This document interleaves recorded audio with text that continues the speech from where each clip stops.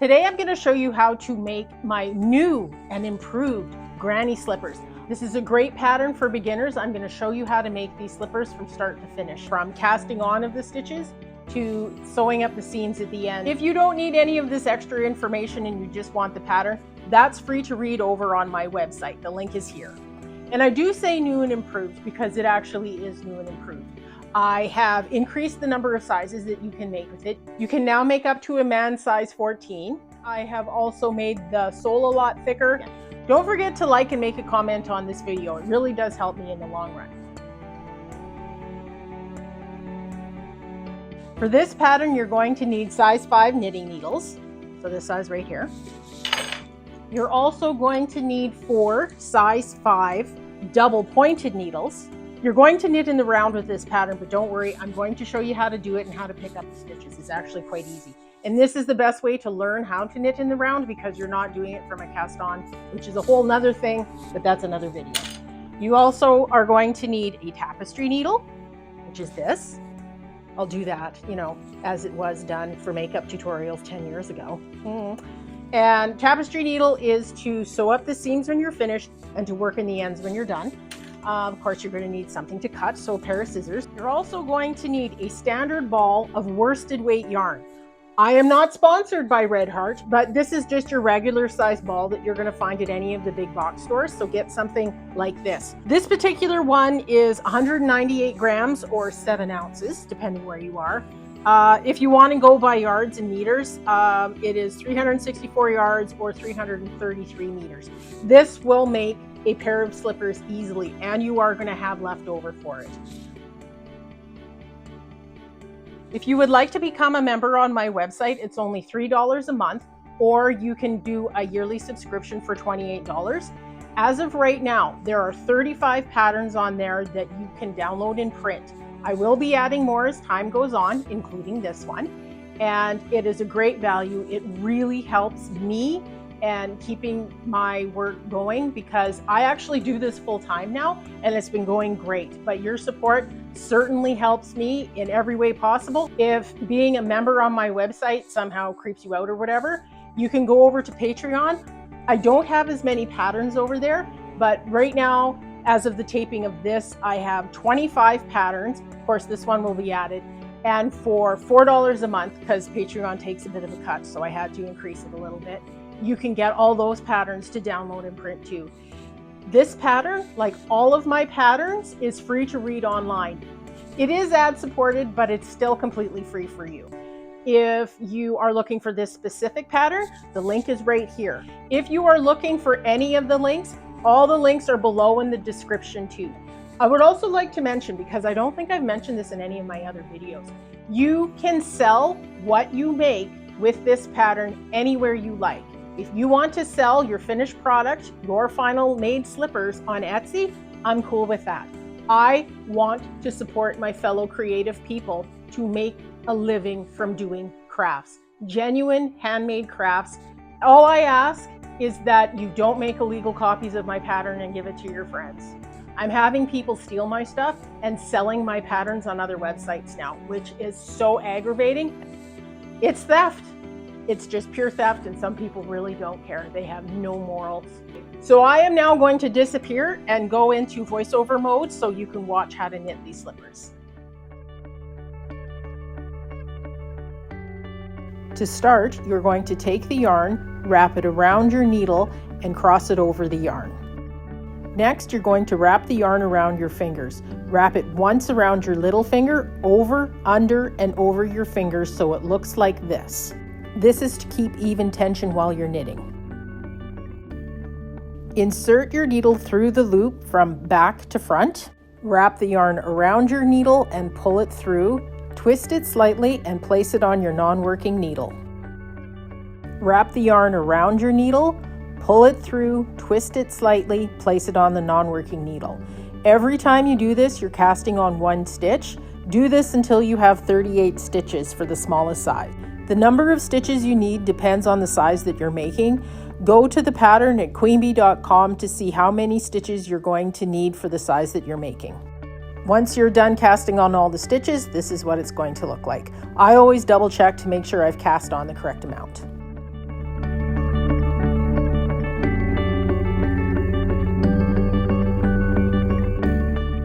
We're going to begin purling stitches.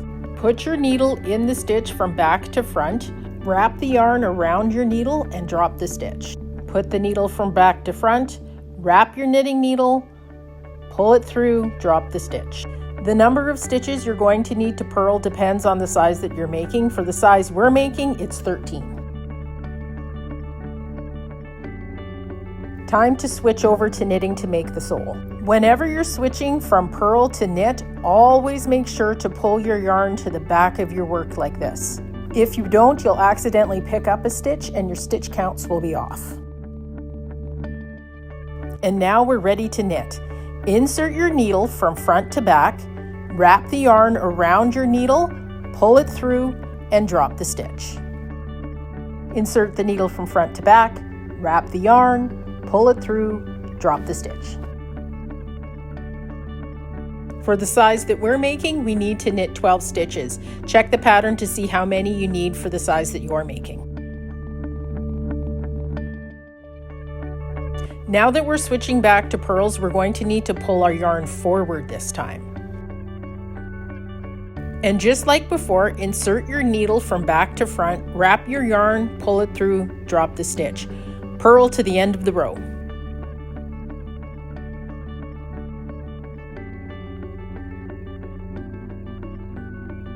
The last stitch will be a little bit loose and you can just give the end a yank a bit like I did there. And it always twists. Don't ask me why, it just does. But that's what it looks like when it's done.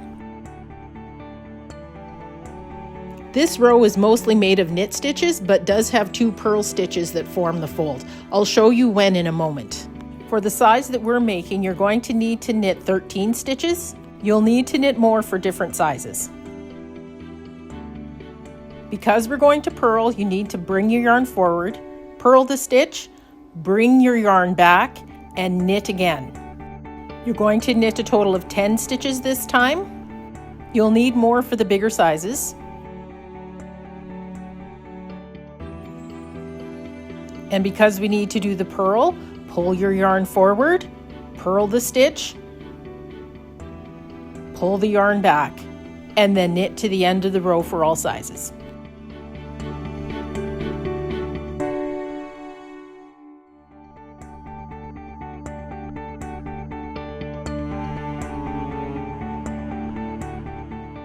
And that's what it looks like when you're done the first 2 rows. Repeat these 2 rows for a total of 28 rows for the smallest size.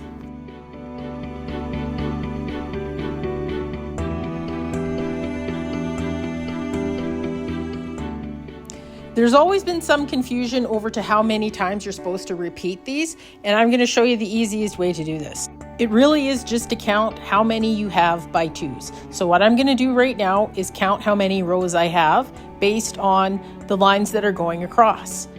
If you count them by 2, that is your total number of rows. So for this example, I have 2, 4, 6, 8 rows. And for this size, we need 28. So keep repeating those 2 rows until you have 28 rows total.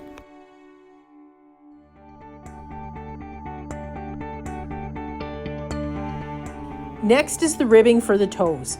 With this, we start with the purl 1, knit 1, purl 1, knit 1. Be sure to remember to pull your yarn forward when you're going to purl and back when you are going to knit. Like all cats, 7 was a bit disappointed that he wasn't the center of attention at this moment. Keep repeating the purl 1, knit 1 until you get to that line. Now you're going to knit in that line and knit across and knit in the line on the other side as well.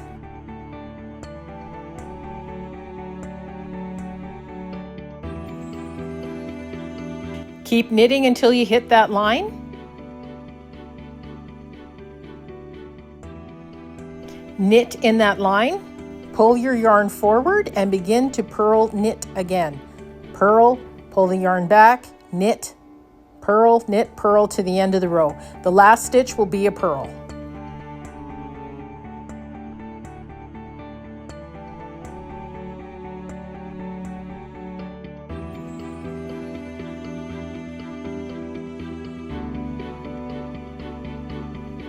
Of course, yours is going to be longer than mine, but you can see how the stitches are starting to line up in vertical rows.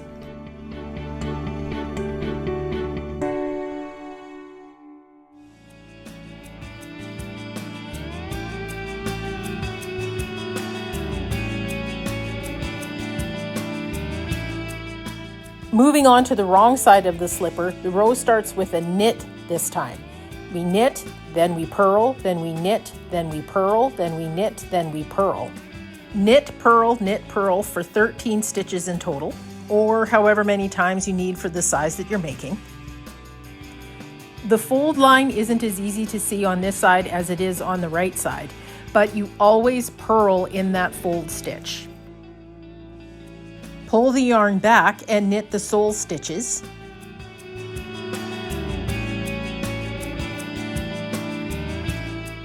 Purl in the fold stitch. And knit, purl to the end of the row. You will always end with a knit stitch.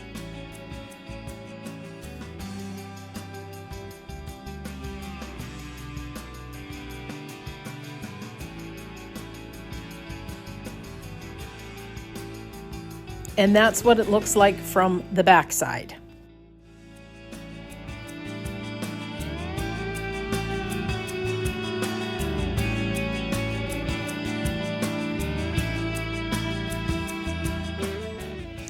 If a stitch looks like the line that forms the fold, knit in that stitch. In this example, the stitches that appear more elevated from the work are knit stitches. You will always knit in those stitches. The stitches that look like they're a little further behind in the work, those are always purl stitches.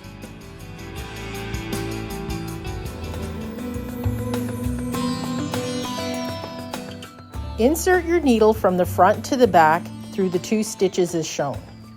Wrap your yarn around your needle and pull it through and drop the 2 stitches. It will be a little harder to put your needle through the 2 stitches, but that's okay. Knit 2 together 10 times for all sizes. The vertical lines of the ribbing will be maintained as you do this.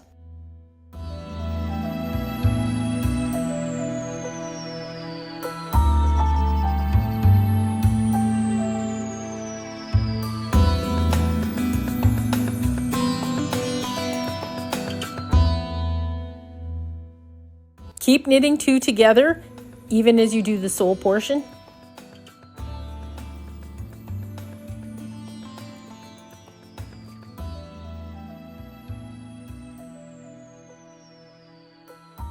Now you're going to knit 1 stitch. We do this so we can maintain the vertical pattern of the ribbing on the other half of the slipper. Knit 2 together to the last stitch.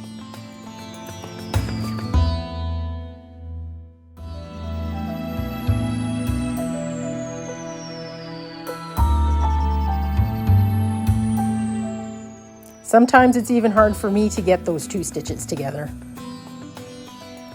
Pull the yarn forward and purl your last stitch.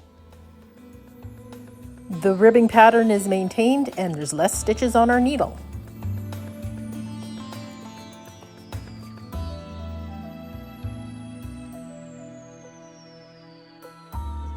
For the start of this row, we're going to knit the first stitch, pull our yarn forward, and purl 7.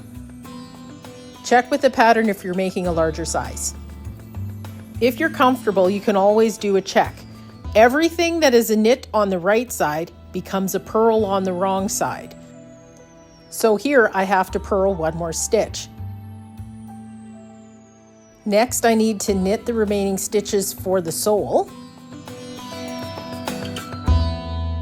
Not quite enough. I need to knit 1 more. And now it's back to purling. Pull the yarn forward and purl the remaining stitches.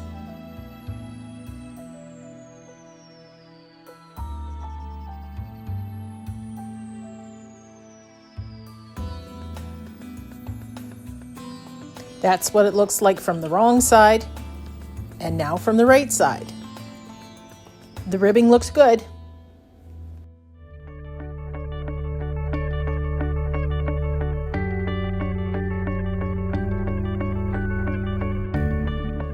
For all the sizes, you're going to knit that first stitch, and then we're going to knit 2 together 5 times. Depending on the size you're making, you may have to knit 1 or you may not. It all depends on what maintains the ribbing pattern.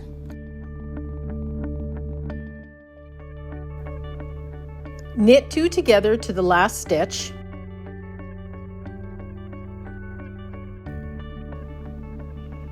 Pull your yarn forward and purl the last stitch. Ribbing pattern nicely maintained. Well, that's everything. I hope you enjoyed the video. Don't forget to like and subscribe to my channel. I really do appreciate everybody who does. And don't forget to become a member on my website. We're going to start with a knit 1, and then we're going to purl 4. Both of those are just as equally good in my opinion, and I appreciate everybody.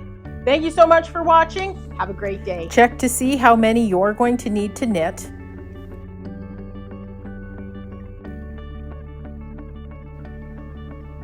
Purl to the end of the row.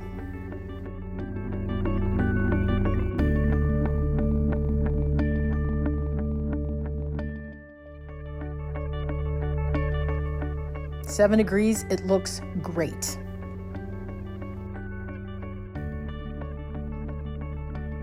This final step is what draws all of the stitches together. Cut your yarn, insert your needle as if you're going to knit, wrap the yarn around, and pull the yarn all the way through the stitch. Then you drop the stitch from your needle. Keep doing this until all the stitches are off your needle.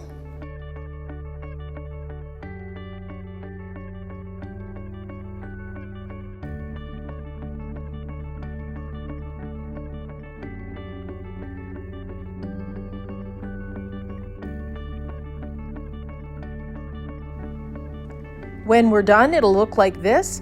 We'll draw the stitches tighter together when we sew up the seam. And through the magic of editing, my slipper has somehow become a full slipper. You can see how the line for the fold is there and how the ribbing stitches for the toe have been completed.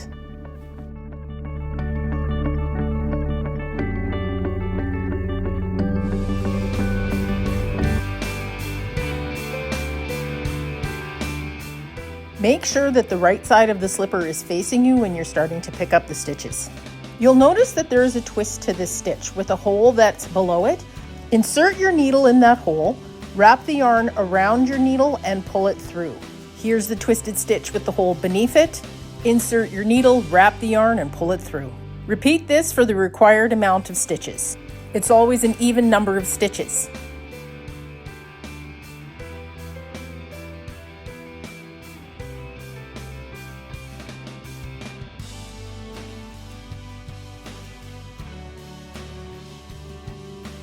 The last stitch you pick up will always be in the line that forms the fold of the slipper.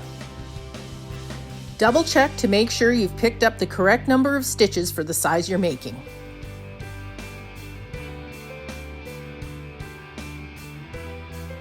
Knit across for 2 rows.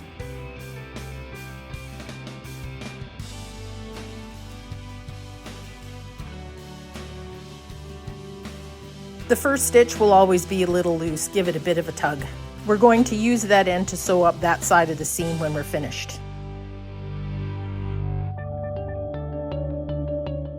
We're making the heel into a triangle to fit into that space at the back of the foot. To do this, we're going to decrease at each end of the row. So for the first 2 stitches, we're going to knit those together and then knit across to the last 2 stitches.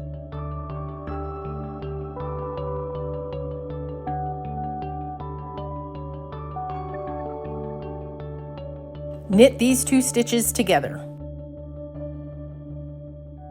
It's always a good idea to double check to make sure you have the right number of stitches. Repeat these 3 rows until there are 4 stitches on your needle. Knit 2 together twice. It's very easy to lose track of how many rows across you knit between the decrease rows. If your yarn is at the end of the row on the left when the right side of the slipper is facing you, you can start picking up stitches for the cuff. If you need to knit a row to make the yarn on the left, knit the row. An extra row or 2 at this point won't matter.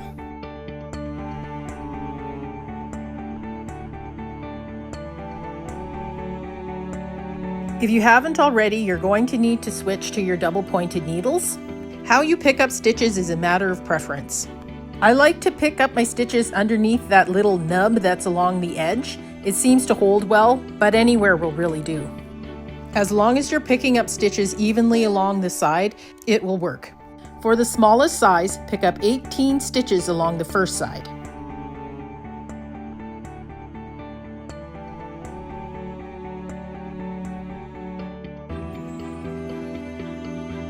We're not done picking up stitches, but we do need to add another needle.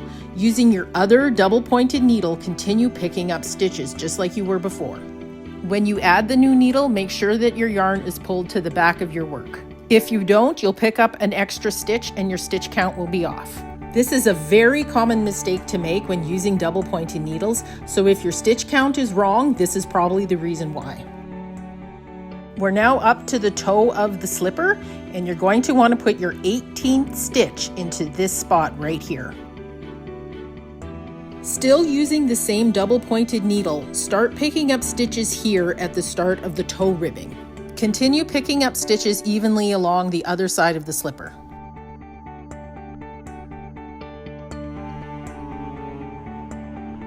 It's not much to look at this point, but this is what it should look like. Pick up your third double-pointed needle and continue picking up stitches. Make sure that your yarn is at the back of your work when you start.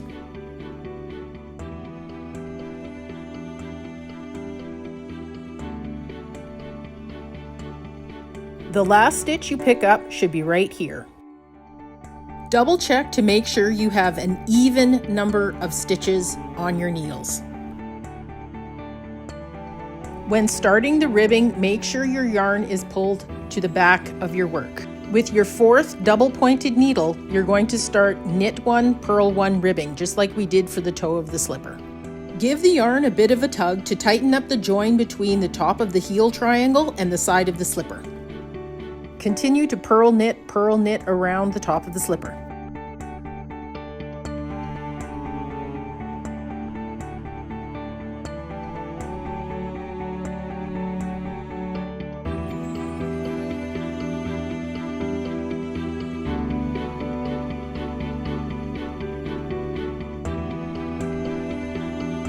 Take note of what type of stitch you end on when switching to the next double-pointed needle. Here it was a purl, so my next stitch is going to be a knit.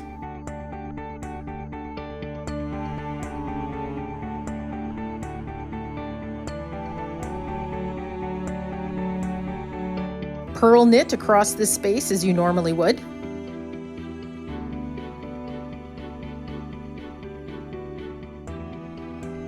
Take note again of what stitch you're ending on. Pull your yarn forward or back as required.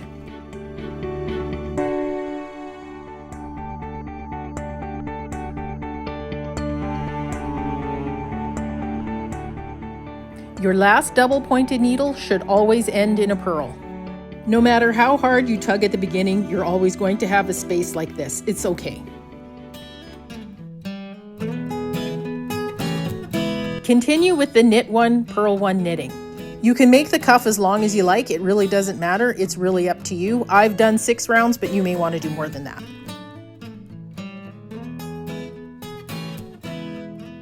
This is what your cuff should look like all the way around your slipper.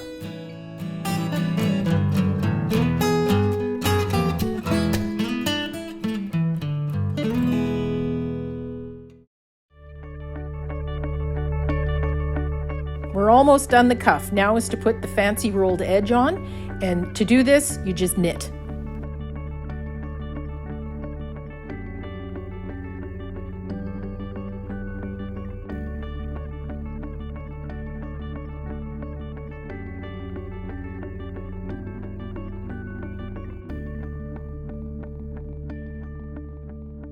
And here is the 4 rows of plain knitting.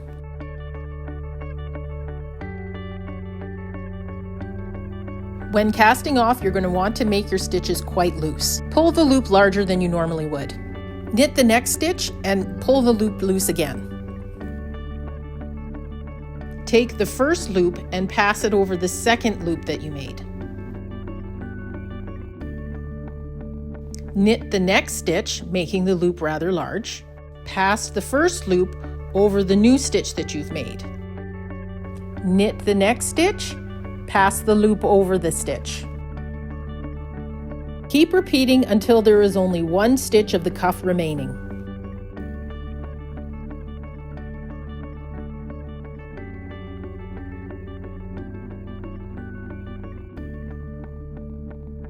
When you get to the end of a needle, simply set it aside.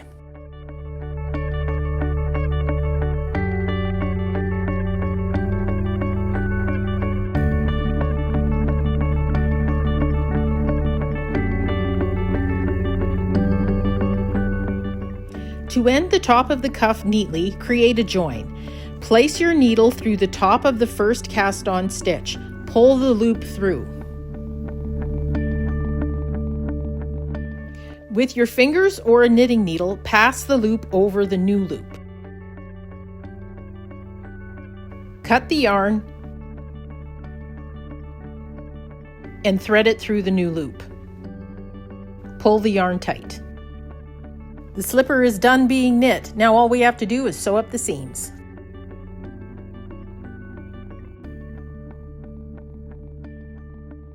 Now is when we're going to start using the tapestry needle.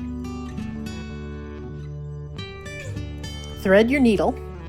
The easiest way is to fold it over the end of the needle and pull it tightly in half. Use this edge to push it through the eye. Press the sides together to line them up.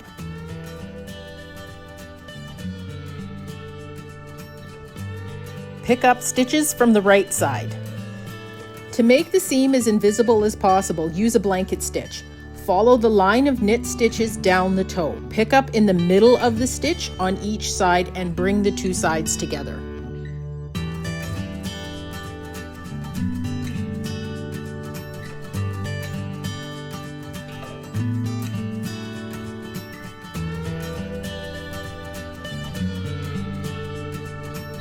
They won't match stitch for stitch, but line them up as best as you can.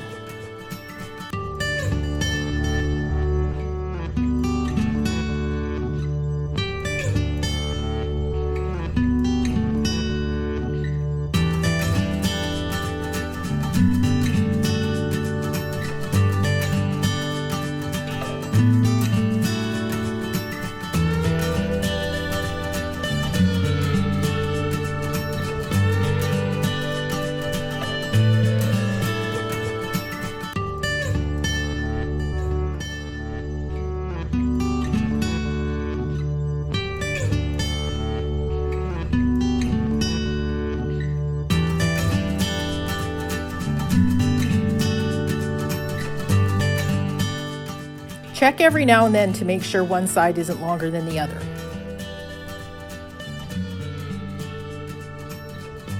When you're done sewing the seam, pull it as tight as you can and then stretch it out as far as you can. Once you're done the seam stitches, you'll still have this little bit of a hole. Catch a stitch on each side of that hole.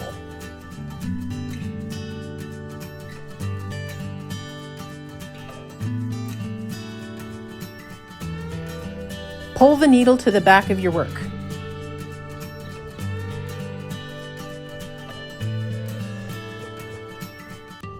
Flip it inside out and tack it again. Because knots are uncomfortable, we're not just going to tie it off, we're going to work in the end.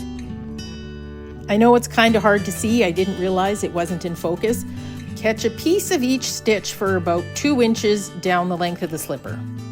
Work the yarn back on itself by catching a little bit of the yarn that you just did again.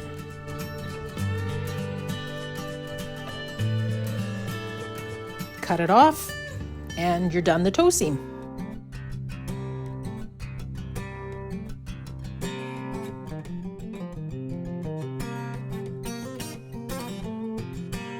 Thread your needle again. With the right side facing, you're going to want to catch that, what looks sort of like a peg.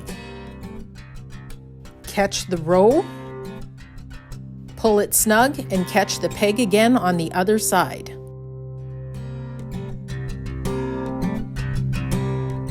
Pull it snug and catch the row on the other side.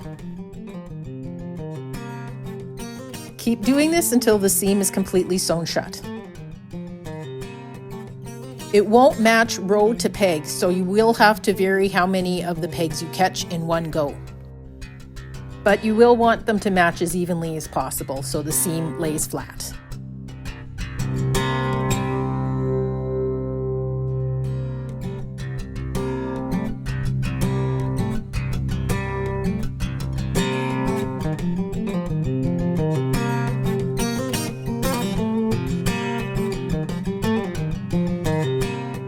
When you're done sewing the seam, pull it tight and then give it a bit of a stretch. Pull your needle to the back of your work.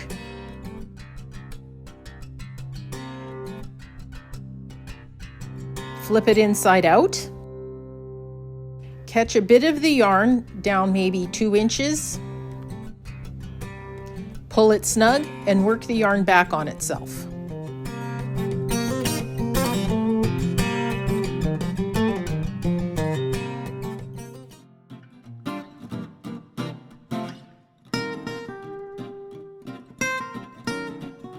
Once again, thread your needle. I'm using the yarn left over from when I originally cast on. I don't want it to pull tight, so I'm going to tack it down before I start the seam.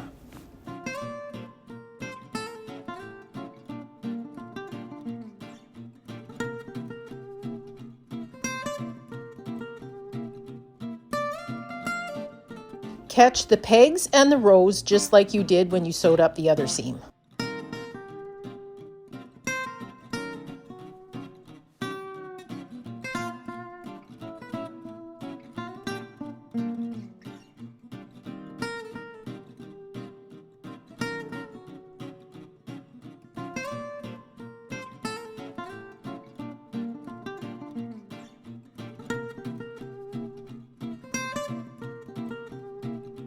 Catch the last row and pull your needle to the back of your work.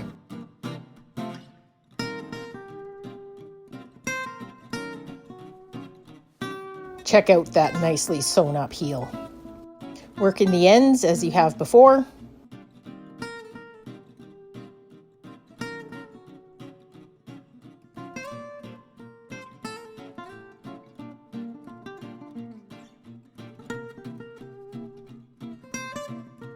We're nearly done, only one more end to work in. For the last time, thread your needle. Insert your needle through the middle of the cast-off stitch. With the right side facing you, pick up a bit of yarn from 2 or 3 stitches.